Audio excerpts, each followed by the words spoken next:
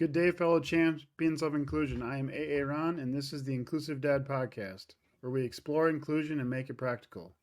Before we dive in, don't forget to subscribe, rate, or review the show on your favorite platform. We truly appreciate your feedback and would be honored if you shared the podcast with friends and family who might benefit. If you want to support us in our mission, please click on the link in the show description. Today, my guest is Rob Baugh. Welcome to the show. Thanks for having me. Why don't you tell me a little bit about yourself? Well, I live in Indiana. I've been here all my life. Um, I love to play the piano. That's my go-to for relaxation. Okay. Um, I suffered a brain injury 4 years ago, and from that, I created the podcast called Life Rewired. It's where I have people that have disabilities with the invisible injury, things like that of that nature, come on and share their stories. Sure. That's great. Yeah. So you said you've been in Indiana your whole life. What part of Yeah. Indiana do you live in? Southern Indiana, it's really close to Churchill Downs in Kentucky. Okay. It's like a stone throw away. Okay. Yeah, I've been to Bloomington or through Bloomington a couple Oh, times, yeah. so I know that part. It's Yeah. beautiful this time of year. Yeah, that's great. So let's start off. What is your definition of inclusion? Well, for me, inclusion would be acknowledging my abilities instead of by being defined by my limitations. Sure. Um, Also, for people to see beyond the surface of my invisible nature, of the injury, to be valued for who I am. Yeah, I love that. Yeah. So did you have any? What was your? Um, oh, the words completely slipped me. So for me, I'll just go this route. For me, I have a daughter. She's 22, Hmm. and she found out at 3 months old she had epilepsy, Oh. and then diagnosed with cerebral palsy. So for me, I didn't hear about I don't remember hearing the word disability growing up or Mm. having any familiarity with it. Yeah. Before you had your uh, TBI, what was your experience with disability? Um, Kind of like yourself. Well, I don't know what your background is, but Yeah. it was you didn't see it, you didn't know it existed. You know, for me, seeing hearing of a TBI is what you see in the movies, Right. or TV shows where you hit your head and in a half an hour you're better. Right. So it's you don't know what you don't know. Yeah. Yeah. Sounds like we had similar experiences then with that Yeah, part of it for sure. yeah. So did you um for the inclusion piece, did you ever think about inclusion then or disability? Kind of probably not then since you weren't familiar with it. Prior to that, no, not really. I wouldn't say I would. I did, yeah, Okay. yeah. Yeah. I've always been an includer by nature, Sure. Okay. but not because of people's abilities or disabilities. It's just who I am. Right. Yeah. Yeah, I mean that's kind of for me too. I want to include people and I don't know if I seek out people that are different than me, but I definitely like to talk to a lot of people and hear their story. Hmm. Figure out how they became to be who they are. So yeah, I'm kind of the same way as you are. Yeah, So very you said curious by nature. yeah, for sure. So how long have you been playing piano? Since I was 4. 4. Okay. Yeah, it was funny how that happened too. One of my aunts bought a piano and she lived like on the second floor of an apartment building, Sure. and there's no way to get it up there. So she asked my mother, she goes, "Can we store it at your house?" And she like, Okay. "Sure." And I was forbidden from playing the piano. I don't know how old you are if you remember the old entertainer Fats Domino. I mean, I've heard the name. He was on, I think it was CNT or CMT or whatever, Okay. one time, and I was 4 at the time, and I really wanted to play that piano so bad. My mother wouldn't allow me, and he was on, and there's an old song called "Don't Mess with My Toot Toot," Okay. and you have to look it up afterwards. Okay. I It's a will. funny song. And I just looked at her and I said, "I could play that." And she goes, "No, you can't." And I said, "I bet you I can." And she goes, "Well, go ahead, go over and try it." And I went over and hit a few notes, and it just made sense in my head. Hmm. And then before you know it, I was just I was ripping it off. And from that day forward, she did not Wow. allow me to not play the piano. It was open rein. So you didn't have like lessons and stuff. You could just like hear the songs Yeah. and play them. That's crazy. Yeah. It's funny because whenever I hear the notes, I Mhm. can vision in my head where they are on the keyboard. Wow, that's cool. So yeah, I have a brother and a sister also. My mom had us all like take piano lessons. I don't Hmm. know if it was like a specific length of time. Yeah. But I stopped way. I mean, I didn't take them very long, but now like I'm older, I wish I would have like stuck with it to like learn it more because it'd be. I think it would be fun to do, but I nothing like that where I can hear a song and play the notes. But that's pretty cool. And here's the fun fact for you. Before my injury, I could only play in one key, the key of B flat. And since then, I can play in B flat, C, and F. Really, Yeah, it that's just clicked one day. I don't know. interesting. Hmm. Brain injuries are so weird. That's interesting. Yeah, who's like your favorite piano player?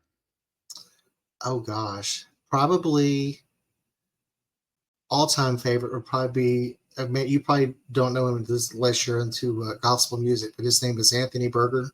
Okay, no, That man could sit up and make a piano sing. yeah, And then people like Elton John, Liberace, they're number two. yeah. I've seen Elton John, I think, 4 times in concert, and yeah, Oh yeah, he it's crazy. Like he's up there. I think the last time I saw him was like 2 years ago, or like right before he was done touring, and yeah, he's just up yeah, there for like 3 hours just hammering on that piano the whole time. wow, It's impressive. yeah. And I kind of feel like too I'm drawn to like music with it where I can hear the piano, like him or Billy Joel or that kind of stuff where you can have the Hmm. piano. I really enjoy that music, so that's awesome. Yeah, I don't know if you're like me, but whenever you're listening to the radio, I'm listening to all the piano Yeah, riffs. I don't hear the other instruments. I'm listening, yeah, picking out that piano. yeah. It's interesting. I find myself like drawn to like those songs where I can hear like piano Hmm. playing for some reason. So Oh yeah, yeah. it's pretty cool. But also, my mom and sister played piano in the house, so it was always there. And I mean, it was. I grew up Baptist, so you're always in church and the hymn, Hmm. playing the hymns on the piano and stuff. So I heard a lot of piano stuff. Yeah. Is there? So you said that you were able to play more music after your brain injury. Like, is there any other things that happened like that where you couldn't do it before, or something changed like that? Um. Well, this really wasn't prior to the Okay. brain injury, but I never knew that. You don't know what you don't know. Like I said, Yeah. I had a reconstructive surgery on my foot back in 1/7, and my numbers come out weird, so please forgive me. Yeah. But back in 1/7, I had a reconstructive surgery, and I was bored out of my gourd because I'm not the kind of person to just lay around and do nothing. Sure. So I bought an Apple Pencil and I just started drawing, and I could draw. I was like, I didn't know I could do this. Look at Huh. all the talent I've wasted all my life. I didn't know I could draw. Yeah. But You're yeah, other very. than that, um, Yeah. there was a lot of things I had to give up because of the brain injury. I Okay. was doing beautiful cakes. My wife took me to see Buddy Velastro, the cake boss. Okay. He was in town, and it was at Thanksgiving time, and we bought his book, and he says, "Oh, there's a turkey cake in the book. I want you all to go home and make that." So I looked at my wife and I said, "I'm going to do that." Well, I've never decorated a cake in my life. Hmm. She just busted out laughing. She goes, "Okay, sure, I'd love to see this." Right. So the next day, I went to Joann's and bought all the cake decorating supplies I Yeah. could get my hands on. And she was at work, and I made the cake, and I sent her the picture, and she goes, "You did not make that." I said, "Well, who else is in the house that's going to make it? We don't have any Right. kids." Yeah. So then it just kind of bloomed into a side business, and Wow. but I've had to give it up because it's so stressful. Okay. Yeah. That's so where have you like found support after your brain injury? Is there just like organizations or support groups or what's going Support on there? groups. Okay. I spent the first 3 years just laying around, kind of feeling sorry for myself Sure. because I've had a migraine level headache since the day I hit my head. Okay. And I used to go to the gym twice a day, 7 days a week, Hmm.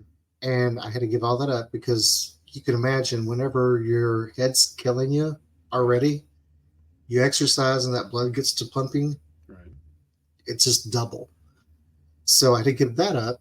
And I just spent a lot of time laying in bed. And I would lay in bed at night, looking on YouTube, trying to find kind of what I'm doing on my podcast. Sure. And I couldn't find anything like it. And my counselor, I was complaining to her one day, and she goes, "Then why don't you do it?"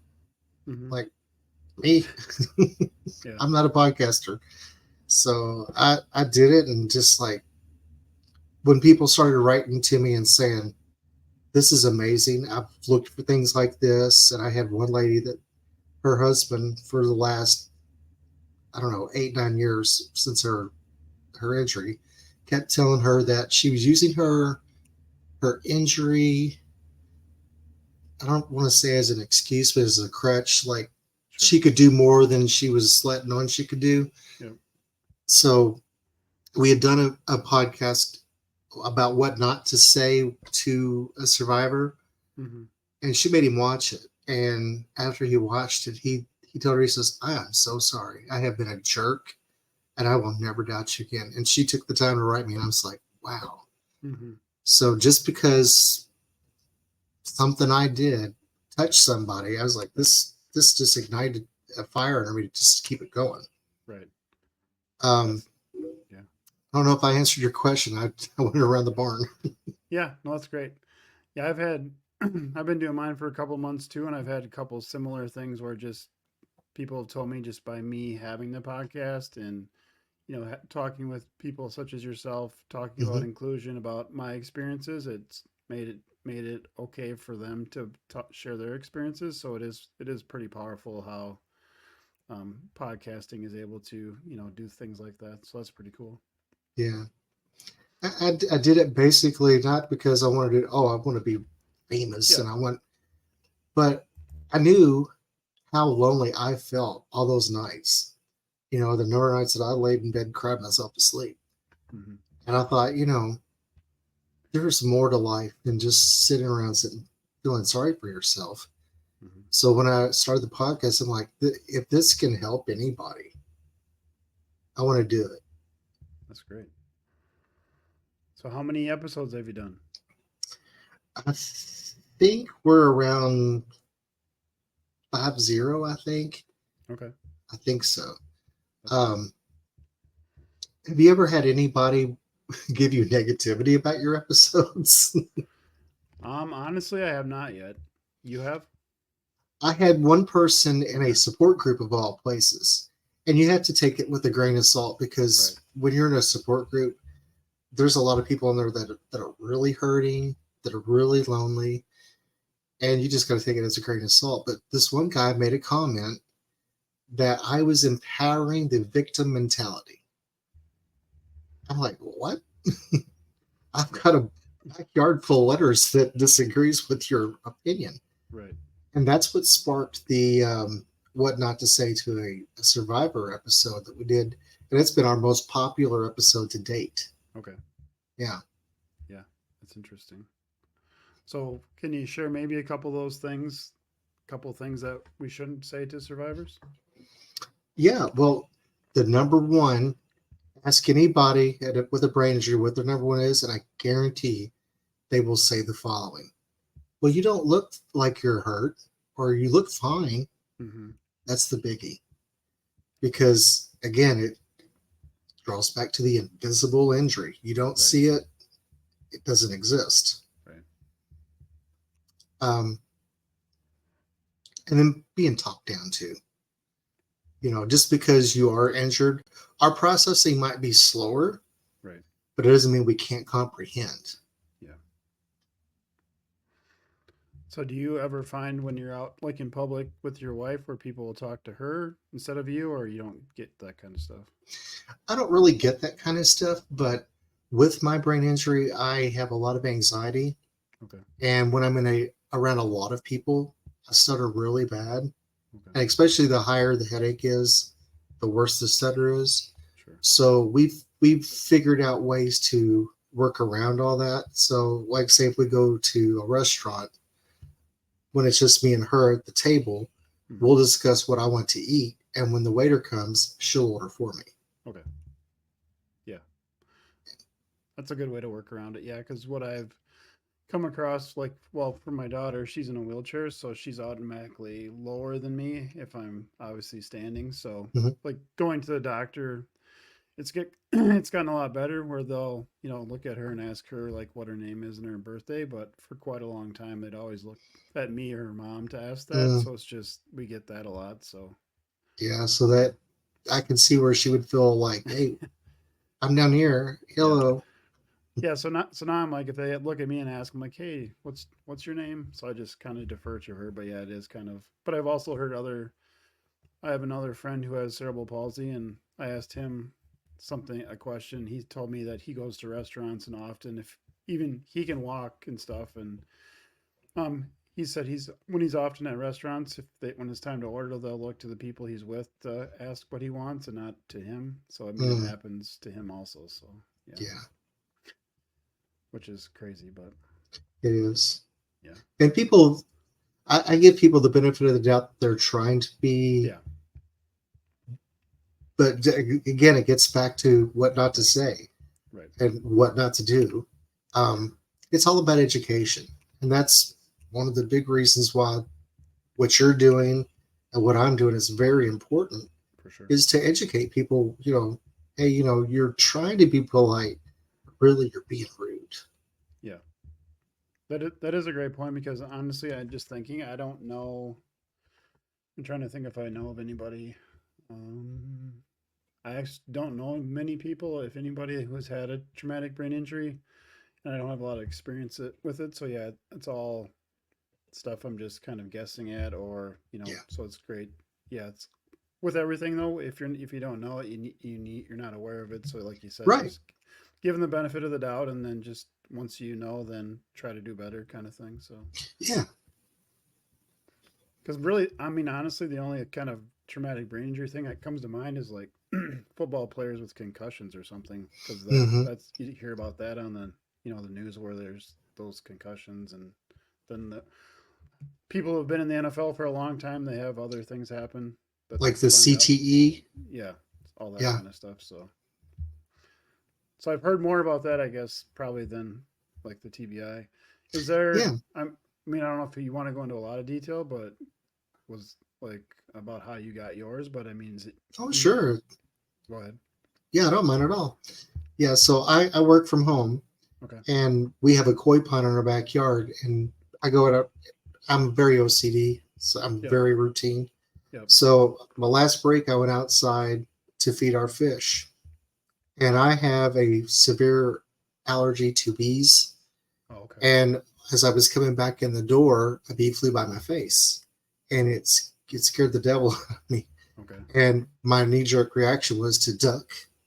Well, I ducked as I was opening the door, Oh. and I knocked myself out. And you know those that the closer thing on the door, Yep. that Yep. that's it. It bent it. I hit it so hard. Oh wow. And when I came to, I just thought, oh gosh, because I was holding my head, and I thought, boy, that's gonna be smarts tomorrow. Right. And then when I pulled my hand away, it was blood everywhere. And um, this is, to me, this is a God moment. My wife, she had been at her job for, gosh, as long as we've been married, for a Sure. long time. And about 2 months prior, she lost her job because it was right at the height of COVID. Mm-hmm. And it wasn't COVID related, they just shut the plant down. Yep. But she was home. And had she not been home, who knows what would have happened, because I probably would have panicked. Mm-hmm. And then I just walked over to the window, and she happened to be standing in the kitchen, and I waved at her, and she came outside, and she was like, "Uh-oh." And she's like, "Well, we're going to get you to the hospital." And I have no idea how long I was out, probably Yeah. just a couple of minutes. Right. Um, so she got me to the hospital in record time. And typically, I don't know if they were doing this where you're at, but back then you had to go in by yourself. Yep. But because of the severity of what was going on, they let her go back with me, which I'm Okay. so thankful for, because I don't know Mm-hmm. what I would have said or done. But yeah, I ended up with a 3-inch laceration on my right frontal lobe, and it required 5 staples. Wow. You hit it good.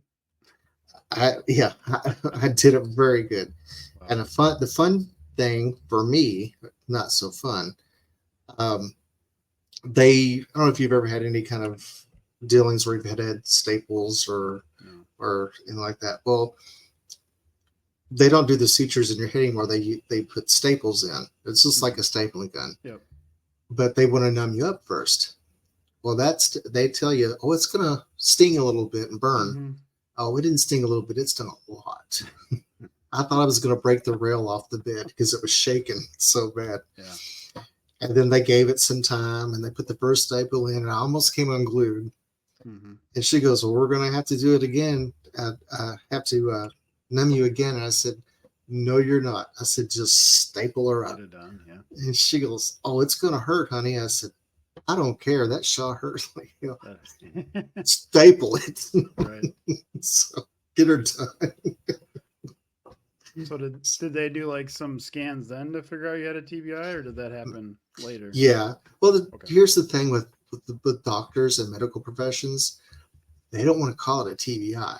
They want to call it a concussion, Okay. which a concussion is a TBI. Right. But I guess because they don't want to, they fight disabilities and paying for if you want to file for disability or whatever. Oh. Okay. So they love to call them concussions.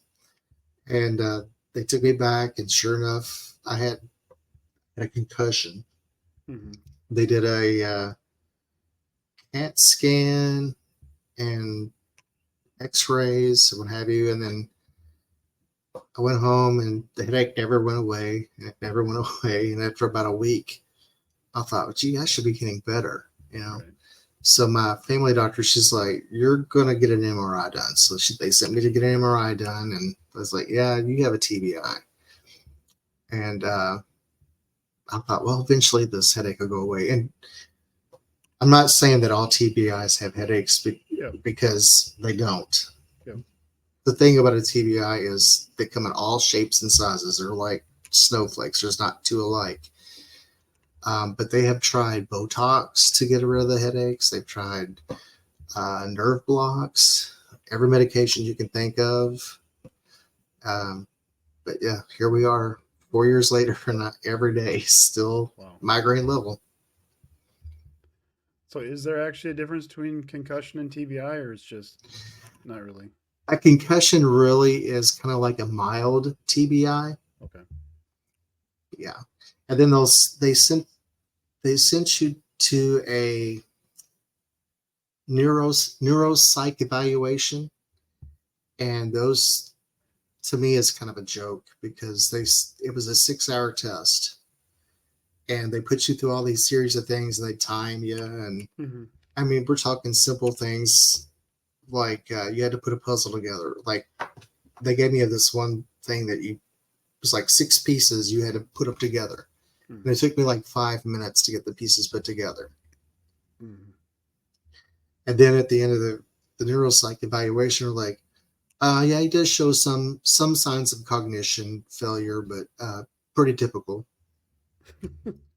Yeah, it's typical to take 5 minutes to put 6 pieces together. Right. Yeah. That's interesting. Yeah. So you've experienced a lot of stuff you didn't knew even existed probably before, huh? All this crazy stuff. And I've learned more about brain injuries than I ever thought I was going to learn. Yeah. Yeah. I don't know if you're familiar with aphasia. I developed that as early on. Aphasia is where, say, this is a phone, but your brain won't give you the word for phone. So you'll say, give me that talkie thing. Okay. So instead of just saying, I don't know the word for it, your brain basically just kind of compensates, and you describe the object. Sure. Interesting. And then another form of that comes through is they call it like Swiss cheese memory, where there's like little bits and pieces that'll be missing. So your brain kind of fills in the void with information. And it's probably not true. So something that you remember, you're probably remembering correctly. So it's good to have people fact check you too, because you could be telling somebody something completely different. That's interesting. Yeah. How do you think we can use empathy to be more inclusive? How can you use empathy? Well, that's a good question. Um, I guess if it's true empathy for one, Hmm. because you see a lot of people that will talk down to you, thinking that they're being empathetic with you, and they might truly want to be empathetic with you, but they're just it's not coming across that way. Right. And a lot of people are not very great at communicating as well. Hmm. So, gosh, that's a very good question. I'm not really sure how to answer that one. That's okay. What No would problem. your definition be?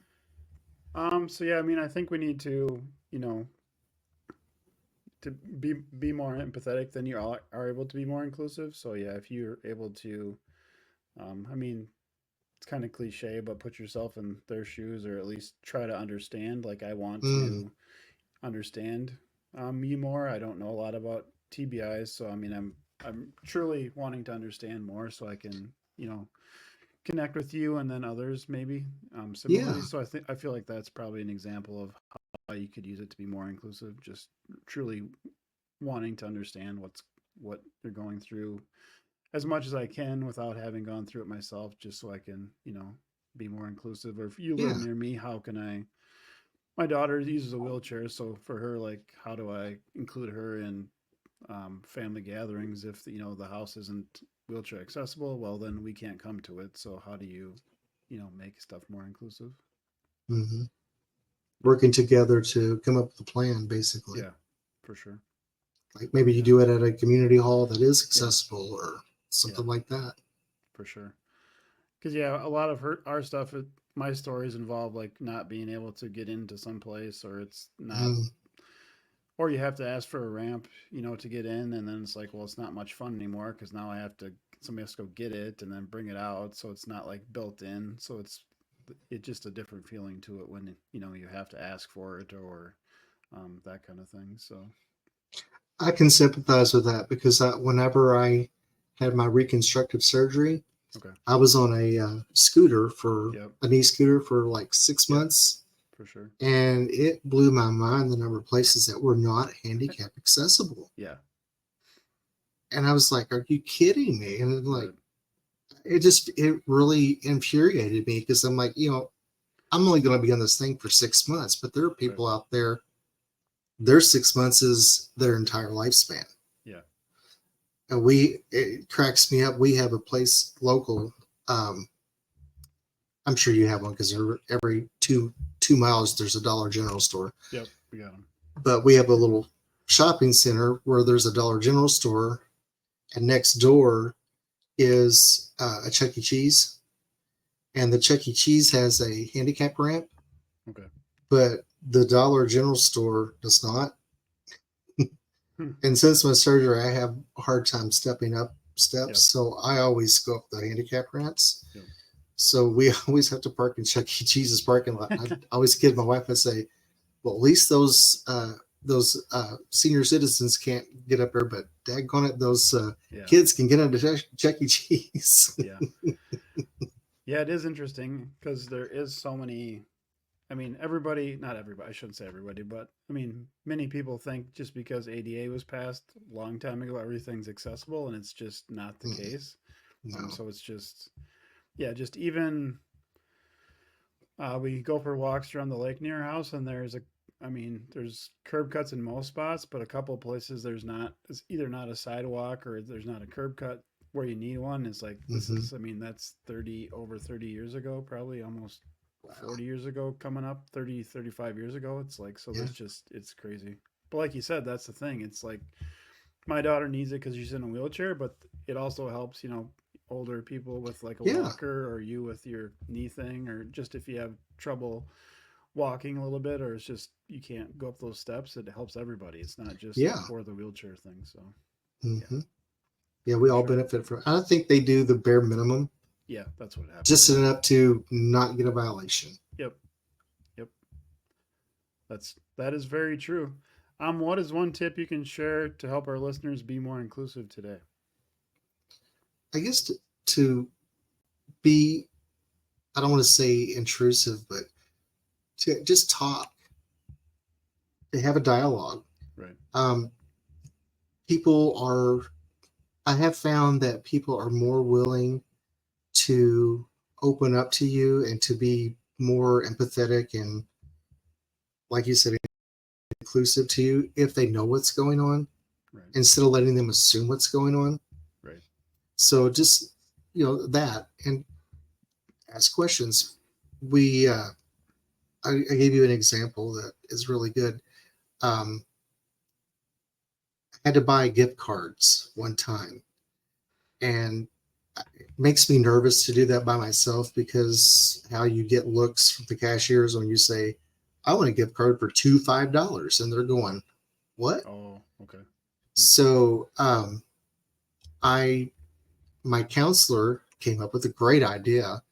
I have a laminated card in my wallet, and it says, I'm a brain injury survivor. I have problems with my numbers. Like, instead of saying 10, it comes out 10. Yep. You know what I mean? Yep. So when I show that to the cashier and they read it, 9 times out of 10, they're asking questions like, oh, well, okay. Then they don't look at you like you got horns on your head. Right. And then they typically, well, when did you get your brain injury? And I don't know a lot about brain injuries. They tend to open up and want to know. Right. That's a great example. Yeah. Is there anything you want to talk about that we haven't discussed yet?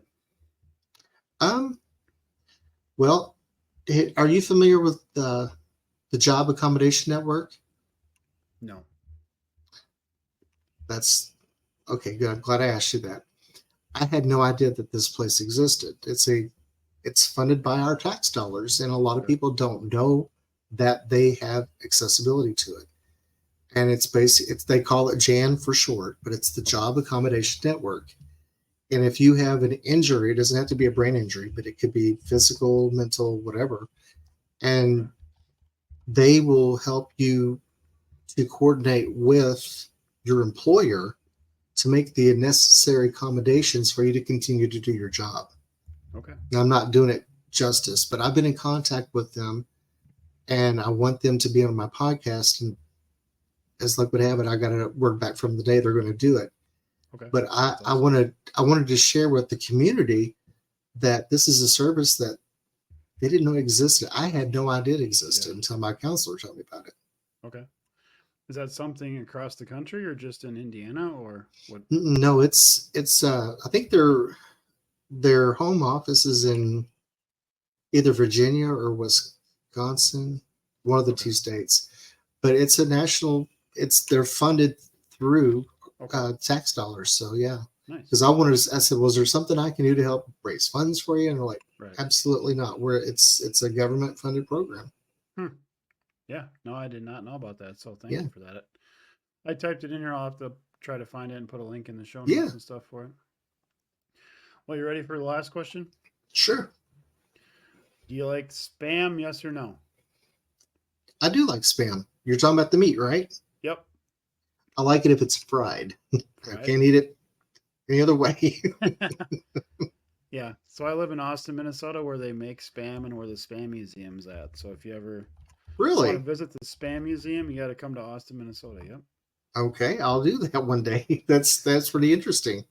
So yeah, since I live here, I've been asking all my guests, and it's usually yes is I'm probably over 50%, but what you said, somebody then they'll say, but I have to have it fried. That's also very common. So yeah, when I was a kid, my grandfather used to fry it. Yep. And he'd put onion and mustard on it. Interesting. If you don't like onion or mustard, you're not gonna like it, but that's how we had it. Yeah, I mean, I don't eat it a lot, but if I usually eat it like with fried up and then have it with like pancakes or just have it, so. Oh, okay. I've never thought about doing that. I've never put like mustard or anything on it though. Fried up and put on it as a sandwich. We didn't toast our bread, I don't think. We just ate it just on white Wonder Bread and onion and mustard. There you go. Where's the best place for everybody to connect with you? They can visit us at Life Rewired, the Brain Injury Podcast on YouTube. I think you do just type in Life Rewired and find it. Okay. if you Google Life Rewired, I'm like the second or third Okay. search that comes up. Sure. And if they want to be on our program, they can either message us through the program, or you can go to Life Rewired podcast.weebly.com, and that's our webpage, and it will um, shoot you an email to be on the program. Awesome. Well, thank you so much for being on my show today. Oh, my pleasure.